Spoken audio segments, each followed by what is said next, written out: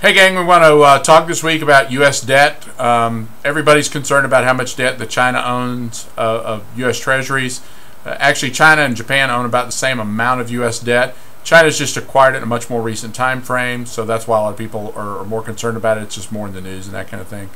The interesting thing is that China, if you look, just before the beginning of the year, they owned almost $1 trillion of U.S. debt, and that number's actually been going down a little bit. It's down closer to $900 billion right now. And I think China is doing that for two specific reasons. One is they're concerned about our ability to repay our debt long term. But I think more importantly in the short term is they're concerned about inflation. They're seeing their inflation tick up over there, and they're starting to realize, gosh, we're going to make less money on U.S. debt than inflation's costing us, so we're going to have a net loss here. So I think that's why they've made the strategic decision to push that down. Nobody will ever accuse me of being a great theologian. But I will tell you this, that somewhere in the Old Testament there's a passage that says the borrower is enslaved to the lender. We're borrowing money from Japan, so you and I are now slaves to Japan. And one of the big slaves, Mr. Tim Geithner, went to China this week to try to convince China that we're good for the debt. And this week Obama goes over to sing the same song and dance to China. I don't think China's going to buy it long term. I don't really think they're going to buy it at all, but they might buy it a little bit in the short term. But they're not going to buy a big side of that story. And I think they're going to stay with their strategic decision to begin to slowly decrease the amount of U.S. debt that they own. What that's going to do is it's going to cause debt to go up in terms of the interest rate that we got to pay on it. So just be aware of that. Also, when you're calculating U.S. debt, include everything. I want to tell you about it. There's a new type of bond out there. It's called a Build America bond. It came out about 15 months ago. What it is, it's debt that's issued by municipalities, but the U.S. federal government has stepped in and said, we're willing to pay about a third of the interest payment on that municipal debt. Okay? So that's an obligation of the Treasury, but it's now on municipal debt. It's not on regular Treasury debt. But it is an obligation of the Treasury to do so.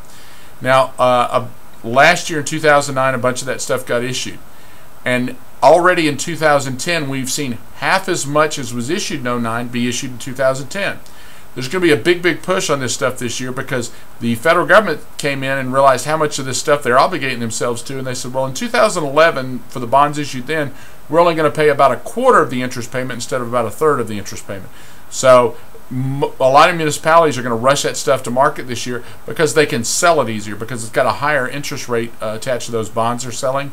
Makes it more attractive. So if you're out there buying municipal paper right now, you need to be very careful on that and know what you're owning. It's not tax-free paper. Okay, it's financed with federal dollars on the interest payment, so it's not tax-free money.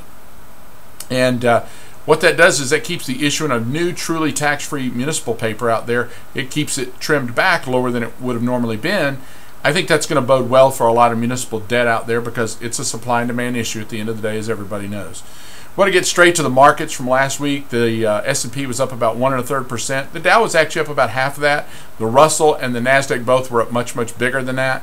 So if you remember last week, we entered the market. We were along the Russell. We were along the NASDAQ. We were along the S&P.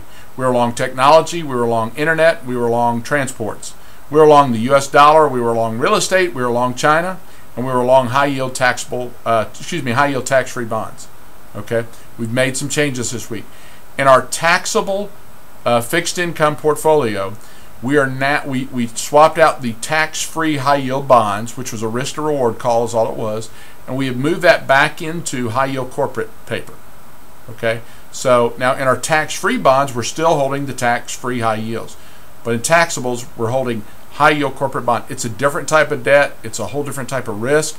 Be aware of that if you look at that and start analyzing that on your own. The other change we made this week, we owned internet last week. We sold internet. We took the money, put half of it in energy services and half of it into energy. So big shift there. The other big shift we made is, I've been talking about precious metals here off and on a little bit. The intermediate term was looking pretty good. Well, we bought metals this week.